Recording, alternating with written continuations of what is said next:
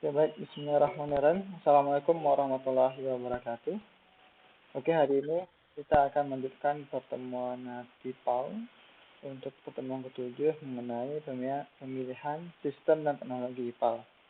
Minggu lalu di pertemuan 6 kita telah membahas mengenai bagaimana pemilihan sistem untuk teknologi IPAL, dan sekarang kita akan membahas mengenai bagaimana setelah sistem telah terpilih, kita akan memilih kira-kira teknologi apa yang tepat untuk sistem pengolahan air limbah domestik nantinya.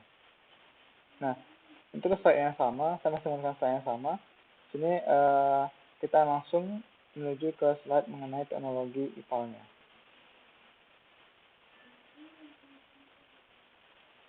Sebelumnya, untuk minggu lalu, sedikit review bahwasanya dalam pemilihan sistem IPAL, itu kita akan memilih antara sistem on-site ataupun off-site itu dengan beberapa faktor. Antara lain adalah faktor pengelolaan, faktor fisik, dan faktor keuangan atau pendanaan.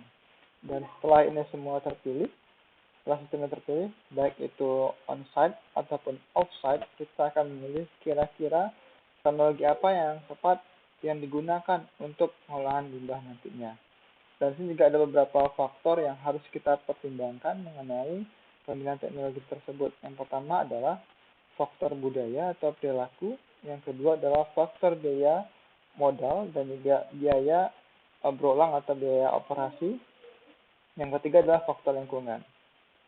Nah, faktor-faktor ini semua dengan ini bisa dilihat di buku opsi teknologi tersebut, ada beberapa faktor yang bisa kita lakukan peninjauan mengenai teknologi yang akan kita pilih nantinya. Ini sudah ada. Nanti akan saya jelaskan lebih detail di slide selanjutnya. Ini setelah kita pelajari minggu lalu, kita pas aja. Oke, mulai dari sini. Ini adalah beberapa contoh langkah-langkah yang kita lakukan untuk mendesain instalasi pengolahan air limbah. Yang namanya air limbah, itu kita harus tahu bahwasanya itu berasal dari konsumsi air bersih, yang sekitar 80% air bersih yang digunakan oleh warga itu akan menjadi limbah. Nah, sehingga dalam desain IPAL nantinya, setelah jaringan pipa telah ada ataupun telah didesain dalam DEB, dan kita pun akan mempertimbangkan kira-kira teknologi apa yang akan kita pilih. Nah, ini adalah tahapan dalam desainnya. Yang pertama adalah kita harus menganalisis debit air limbah, dan minggu kita telah membahas mengenai jenis-jenis debit yang harus kita pertimbangkan dalam mendesain IPAL nantinya. Yang pastinya adalah debit yang harus kita gunakan dalam mematok unit-unit atau mendesain unit IPAL nanti adalah minimal ada debit puncak dan debit rata-rata. Yang kedua adalah kita harus mengetahui bagaimanakah karakteristik air limbah tersebut. Nah, karakteristik air limbah ini kita harus melihat kira-kira bagaimanakah kita harus mengecek kira-kira bagaimanakah kadar BOD, COD, amonia, kemudian E. coli yang ada di dalam limbah tersebut. Karena ini akan sesuai dengan peraturan baku mutu air limbah domestik sesuai dengan permen LHK nomor 68 tahun 2016, bahwasanya ada beberapa parameter yang harus dipenuhi untuk baku mutu yang terbaru, antara lain adalah BOD, COD, amonia, TSS, dan E. coli. Dan itu semua harus dipenuhi, dan kita harus melihat seberapa besarkah info yang akan masuk dalam IPAL yang akan kita desain nantinya. Setelah kita tahu berapa karakteristik air limbah tersebut, ini kita akan mengacu kira-kira ini limbahnya nantinya akan masuk ke kategori low strength kah, medium strength kah, atau high strength sesuai dengan klasifikasi yang ada dalam buku MECAF NED. Nah, kemudian setelah semua itu kita mengetahui karakteristik air limbah, ini kita bisa mengecek berapakah beban BOD yang harus kita olah nantinya. Nah, beban inilah yang akan digunakan untuk mendesain unit teknologi IPAL nantinya. Dan kemudian setelah itu kita akan mendesain bagaimanakah beban hidrolis. Nah, beban hidrolis ini akan berkaitan dengan sistem perpipaan yang ada dalam IPAL nantinya, dan juga bagaimana tekanan-tekanan yang akan terjadi ketika ada pengaliran air limbah di dalam IPAL nantinya. Dan setelah itu kita akan melihat bagaimanakah teknologi yang akan kita gunakan berdasarkan beberapa faktor yang tadi. Faktor karakteristik air limbahnya, faktor debitnya, faktor lingkungan, dan faktor pendanaan nantinya. Dan setelah itu semua sudah ada, kita akan mengecek. Nah, sini kita akan menentukan kira-kira teknologi apa yang kita gunakan berdasarkan faktor-faktor tadi.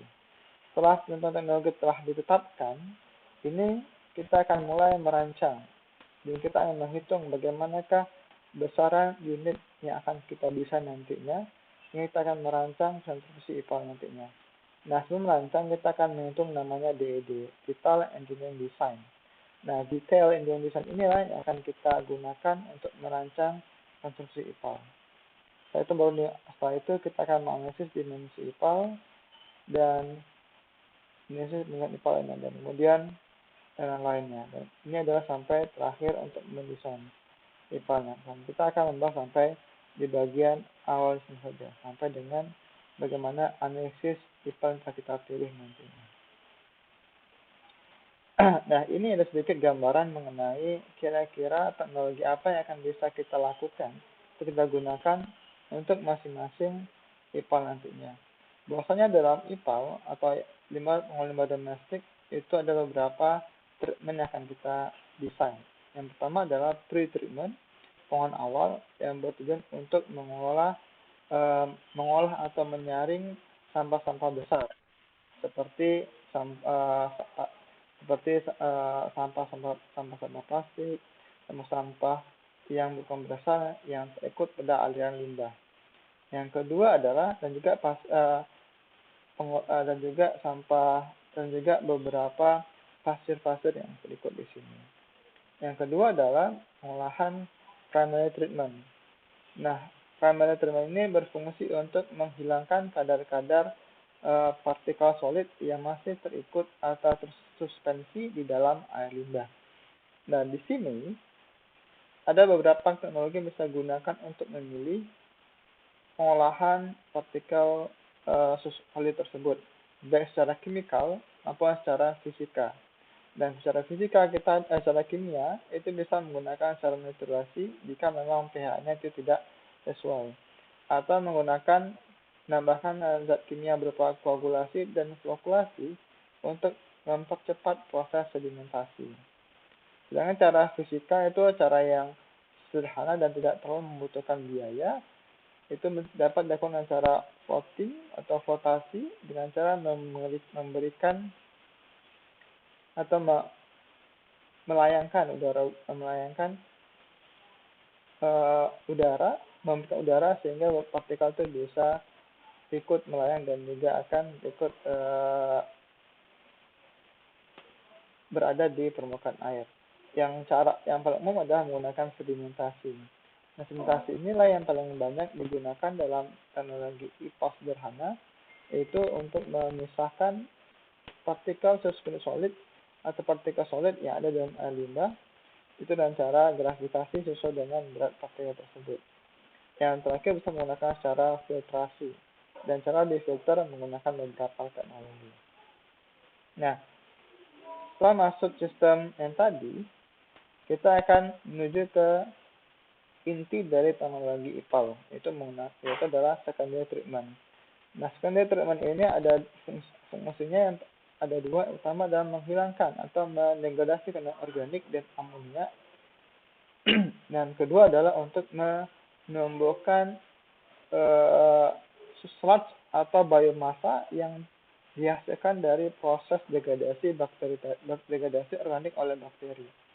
Sehingga ketika bakteri tadi memakan atau mengkonsumsi organic matter atau kandungan organik, baik itu BOD, amonia dan lain-lainnya, baik itu menggunakan beberapa jenis bakteria, mereka akan hidup dan juga berkembang biak. Nah, hasil perkembangan biak tersebut mereka akan menjadi sludge yang akan kita gunakan nantinya atau kita recycle dalam pengolahan IPAL tersebut.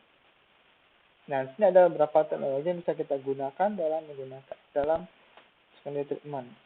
Bisa menggunakan acid sludge, teknologi yang paling umum yang paling banyak digunakan di dunia, Yang kedua adalah anaerobic lagoon, tricking filter, acid lagoon, sterilization basin, rotary vertical contactor, anaerobic contactor filter. Nah, ini ada teknologi di soft organik yang paling banyak digunakan, dan dalam tubers pun kita akan menggunakan beberapa teknologi ini dalam desain tubers kalian nantinya. Dan setelah selesai nantinya, air limbah yang berasal dari semi treatment ini akan diolah di sedimentasi. Itu menggunakan suspended solid removal. Itu jadi ketika menggunakan pengolah secara aerobik atau secara geologi, maka tahap setelah dari semi treatment itu wajib menggunakan proses sedimentasi yang bertujuan untuk memisahkan antara supernatant atau air telah bersih dengan sludge yang terproduksi. Dan kemudian air yang telah terbagus tadi ini akan dikirim ke bagian desinfeksi, dan besar itu baru akan dibuang ke sungai. Sedangkan sludge yang diproduksi dari proses penelitian ini akan dikirim ke bisa treatment atau teknologi sludge treatment. Nah, di sini ada beberapa teknologi yang bisa digunakan untuk mengolah sludge treatment seperti pressure filtration, vacuum filtration, sentrifugasi, landfill, dan lain-lainnya. Nah, atau teknologinya pun banyak, bisa beragam macam. Nanti akan kita pelajari di bagian sludge treatment. Dan ada tambahan satu lagi adalah dalam proses pengolahan limbah, jika limbah tersebut ingin di reuse atau di recycle untuk digunakan tujuan tertentu, maka kita wajib menambahkan yang namanya tertiary treatment, pengolahan yang ketiga, yang mana pengolahan ini bertujuan untuk lebih menghilangkan kadar yang mungkin tersisa dari air limbah. Contoh seperti tingginya kadar organik, hingga masih adanya kandungan bakteri yang tinggi ataupun patogen-patogen yang berbahaya bagi lingkungan dan juga bagi manusia, sehingga dibutuhkan teknologi tertiary treatment. Oke. Kemudian, nah sini ada beberapa checklist karakteristik air limbah yang harus kita gunakan tadi. Nah, maka dari karakteristik air limbah ini kita akan gunakan kira-kira bagaimanakah teknologi limbah nantinya. Contoh seperti apakah proses tersebut melibatkan proses industri atau tidak. Kalau tidak, kita bisa cukup menggunakan COD dan BOD sebagai kandungan yang akan kita olah. Akan tetapi, kalau ini mengandung beberapa proses atau limbah dari industri, maka ini akan kita analisis kembali kira-kira polutan apa saja yang terkandung dalam air limbah tersebut. Kemudian yang kedua adalah apakah proses menghasilkan air limbah yang bersifat asam atau basa. Dan ini harus kita lihat juga, jika memang limbah domestik rata-rata tidak akan ada perubahan pH dalam pengolahan limbah. Tapi kalau limbah itu berasal dari limbah non domestik, itu sangat berpotensi untuk terjadi perubahan lainnya. Oke, kemudian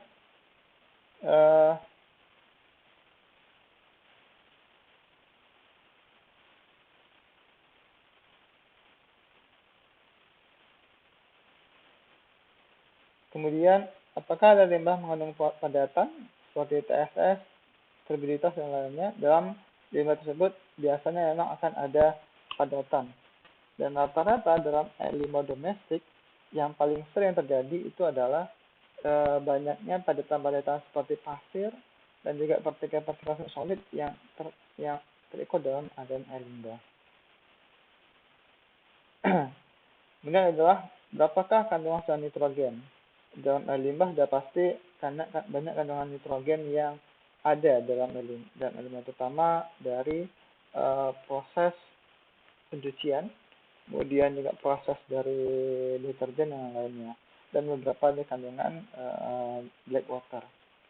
Dan yang nomor 6 dan selanjutnya adalah tergantung dari nomor 6 ini biasanya kalau kita menggunakan senyawa lainnya yang ada dalam rumah tangga. Tapi nomor 8, nomor 9, kandungan yang paling juga kandungan surfaktan atau kandungan deterjen ini merupakan kandungan yang cukup banyak dihasilkan dalam rumah tangga. Sehingga jika ada surfaktan, ini berpotensi untuk terjadinya gangguan dalam pengolahan limbah. Gangguannya itu berupa ketika dalam aerasi akan terbentuk busa atau buih-buih putih dalam aerasi. Sehingga ini akan mengganggu proses bakteri dalam mengdegradasi kandungan organik di aerasi. Sehingga dalam karakteristik air limbah kita juga akan ngecek kira-kira seberapa besarkah kandungan surfaktan yang ada dalam air limbah. Yang terakhir itu adalah mengenai apakah dalam air limbah tersebut juga mengandung senyawa toksik. Dan inilah merupakan hal yang kita perhatikan karena ini akan menyebabkan gangguan atau bisa membunuh bakteri yang ada dalam proses pengolahan air limbah nantinya. Oke, dan ini adalah kriteria awal dalam penilaian air limbah. Jadi yang pertama adalah mengenai perencanaan kota, dan ini adalah tergantung dari master plan yang telah dibuat oleh pemerintah kota, bagaimanakah desain IPAL nantinya dan di mana akan diletakkan IPAL tersebut. Jadi mulai dari kriteria pemerintah kota itu mulai dari area yang diperlukan, kira-kira area ini kita butuh lahan, ketersediaan lahan tersebut bagaimana, apakah lahannya cukup luas atau tidak. Kemudian apakah nanti teknologi tersebut akan menyebabkan bau atau kebisingan yang dapat mengganggu warga setempat. Nah, karena itu yang namanya IPAL biasanya banyak asumsi warga atau masyarakat sekitarnya yang berasumsi bahwasanya itu merupakan hal yang cukup menyebabkan bau yang tidak sedap di sekitar lingkungan mereka. Yang kedua adalah kriteria dari desain dan konstruksi. Dan contoh seperti pembangunan secara bertahap. Apakah konstruksi ini akan dibangun secara cepat atau akan dibangun secara bertahap sesuai dengan kemampuan pemerintah daerah dalam memberikan investasi biaya nantinya. Nah, kemudian ini adalah kesederhanaan struktur sipil dan peralatan mekanik. Dan ini biasanya akan tergantung dari bagaimanakah kontraktor dan juga konsultan pembangun itu akan mendesain IPAL tersebut. Sehingga jika mereka memiliki teknologi yang cukup, maka proses pembangunan akan bisa dilakukan dengan cepat. Kemudian adalah mengenai keperluan peralatan listrik dan mekanik. Nah, inilah yang bisa kita pertimbangkan, kira-kira bagaimanakah proses dalam IPAL tersebut. Sehingga ketika mereka membuat IPAL nantinya, diharapkan listrik tadi akan kita bisa minimalkan biaya yang harus dikeluarkan dalam proses pengolahan IPAL nantinya. Oke. Nah, ini adalah biaya investasi. Biaya investasi ini biasanya akan kita pertimbangkan kira-kira seberapa besarkah modal yang kita butuhkan dalam mendesain IPAL nantinya. Dan juga seberapa besar kan biaya operasi yang kita butuhkan untuk mendesain IPAL. Karena rata-rata pada umumnya IPAL yang dibangun itu rata-rata itu ada IPAL biaya operasinya akan ditanggung oleh negara atau pemerintah daerah, sehingga ini akan dialokasikan dana yang cukup besar. Bagaimanakah biaya yang dibutuhkan untuk pemberangkatan IPAL tersebut. Nah, untuk biaya investasi ini biasanya bisa didapatkan dari yang pertama adalah biaya dari APBN, anggaran belanja negara, kemudian adalah atau dari APBD, belanja daerah, ataupun dari investor yang mau untuk memberikan hibah dalam konstruksi IPAL nantinya. Beberapa yang saya ketahui bahkan ada beberapa negara-negara yang bekerjasama dengan Indonesia untuk mendesain IPAL seperti USAID, kemudian biaya hibah dari Max Jepang dan lain-lainnya. Dan kemudian adalah operasi dan perawatan. Dalam IPAL, penting dipertimbangkan bagaimanakah kemudahan operasi. Karena ini akan mempertimbangkan bagaimana operator itu mampu menggerakkan atau mengoperasikan IPAL tersebut. Nah, beberapa operasi IPAL tersebut kita bisa mempertimbangkan kira-kira bagaimanakah IPAL tersebut bisa digunakan. Nah, faktor operasi ini biasanya diharapkan adalah faktor yang lebih mudah. Sehingga operator pun kita bisa memberikan treatment secara langsung tanpa harus diberikan pelatihan-pelatihan yang terlalu signifikan. Yang kedua ada kemudahan perawatan. Namun perawatan ini adalah terkait dengan bagaimanakah teknologi IPAL tersebut itu bisa kita rawat atau bisa kita maintain dengan baik. Biasanya teknologi yang cukup rumit seperti aktivitas itu biasa membutuhkan perawatan yang cukup besar juga. Sehingga sini ada biaya perawatan atau biaya maintenance yang digunakan untuk menjaga agar unit IPAL tersebut masih bisa digunakan dengan baik. Dan sini juga perawatan ini juga akan melakukan pelatihan-pelatihan bagi operator bagaimana mereka bisa menjaga IPAL tersebut. Dan yang terakhir adalah mengenai kinerja atau performa IPAL tersebut. Dan di sini akan kita lihat bagaimanakah yang pertama adalah bagaimana IPAL tersebut bisa bekerja dalam fluktuasi influen yang masuk dalam IPAL. Sehingga di sini walaupun ada beban yang masuk dalam waktu tertentu, contoh seperti pagi itu memiliki kadar beban yang cukup tinggi karena debitnya tinggi, sehingga IPAL tersebut masih bisa bekerja dengan maksimal untuk mengolah limbah atau beban yang masuk pada debit yang tinggi. Yang kedua adalah bagaimana IPAL tersebut atau teknologi tersebut mampu mengolah limbah sehingga sesuai dengan baku mutu yang ditetapkan. Nah, sehingga teknologi yang terpilih itu harus mampu memenuhi baku mutu untuk effluent yang akan kita jual nantinya. Kemudian adalah bagaimana kemampuan IPAL itu untuk bekerja sesuai dengan baku mutu di masa yang akan datang. Ini adalah mengenai lumpur. Rata-rata untuk pengolahan secara aerobik atau biologis pasti akan menghasilkan lumpur dengan jumlah tertentu sesuai dengan teknologi yang terpilih. Dan ini harus kita tentukan, harus kita pikirkan juga kira-kira bagaimanakah lumpur yang disebut harus kita olah sehingga tidak menyebabkan permasalahan di kemudian hari. Dan terakhir adalah mengenai reliabilitas kinerja atau bagaimanakah teknologi tersebut itu bisa digunakan dengan maksimal dan mudah dioperasionalkan oleh orang-orang operator tersebut.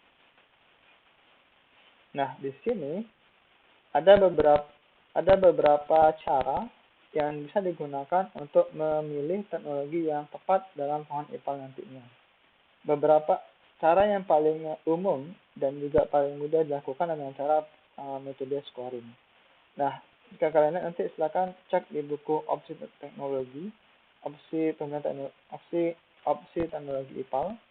Di sini ada panduan bagaimana kita memilih IPAL dengan menggunakan metode scoring. Maksudnya adalah kita membuat pembobotan untuk beberapa teknologi IPAL yang telah kita listed di sini. Contoh seperti kolom stabilisasi, pretreatment plus anaerobic filter, pretreatment plus treatment filter, treatment RBC, lumpur aktif, dan lain-lainnya. Masing-masing ini ada beberapa bobot yang telah dibuat sesuai dengan kriteria seleksi atau kriteria pemilihan IPAL pada materi yang tadi. Nah, sehingga faktor IPAL tersebut akan dikalikan faktor pembobatan. Nah, faktor pembobatan ini bisa kita buat sendiri berdasarkan proses penilaian. Contoh pada saat selanjutnya. Nah, kan tapi untuk kriteria mengenai bobot masing-masing teknologi yang kita pertimbangkan di awal. Untuk teknologi yang tidak ada di sini, silakan dibuat sendiri sesuai dengan perkiraan berapakah bobot untuk masing-masing kriteria ini, dan nanti dikali dengan faktor pembobotan. Nah, faktor pembobotan kriteria sini saya telah coba untuk membantu kira-kira seberapa besar faktor pembobotan yang akan kita gunakan. Sebagai contoh, luas IPA memiliki faktor yang cukup besar dalam biaya nantinya, sehingga kita membuat faktor pembobotan seperti ini, 3.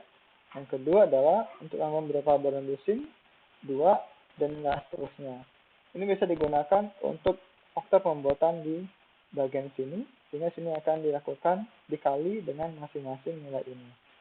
Dan ini akan dikali dan dijumlahkan dan dibagi dengan rata-ratanya sehingga mendapatkan nilai tertinggi dari beberapa teknologi. Nah, untuk faktor pemilihan IPA nantinya, itu silakan dipilih beberapa teknologi, terserah, boleh 3, 4, atau 5 dari teknologi ini, atau silakan dipilih sendiri kira-kira teknologinya yang lain apa, tetapi harus menambahkan nilai bobot untuk masing-masing kriteria ini. Dan faktor pembobotannya bisa dipakai dari faktor yang pada gambar berikut pada saat ini. Oke. Sebagai contoh adalah ini adalah contoh dari proses bagaimana kita menentukan teknologi IPA. Yang pertama itu adalah kita harus dari bobot pembobotan tadi itu akan dikali dengan masing-masing nilai atau bobot untuk ini faktor pembobotan dikali dengan bobot masing-masing kriteria untuk masing-masing teknologi. Jadi proses scoringnya adalah dengan cara mengkalikan faktor pembobotan dengan skor teknologi tersebut dibagi dengan jumlah faktor pembobotan dan dikali dengan 20. Ini silakan dikali dengan berapakah nilai yang akan kita kali sehingga dia bisa mencapai 100 atau 1000, nanti dibagi dengan jumlahnya. Dan untuk faktor pembobotan faktor untuk skor teknologi masing-masing IPA tadinya, kita bisa menentukan dari 1 sampai 5 untuk dimana 1 itu rendah dan 5 itu tertinggi. Sehingga untuk faktor skor teknologi ini yang di sini akan ditentukan bisa ditentukan masing-masing sesuai dengan bagaimana kita menentukan apakah nilai tersebut sesuai dengan kriteria seleksi yang sebelah bagian ini. Oke. Nah, nanti akan setelah itu semua dikalikan, itu akan kelihatan seberapa besar nilai yang tertinggi itu nilai yang akan kita pilih dalam proses pengolahan IPA nantinya. Akan tetapi untuk dalam tugas besar biasanya untuk IPA tersebut sudah ditentukan oleh masing-masing asisten kalian, masing-masing asisten Anda sendiri. Sehingga nanti asisten tersebut telah menentukan kira-kira teknologi apa yang akan kita gunakan.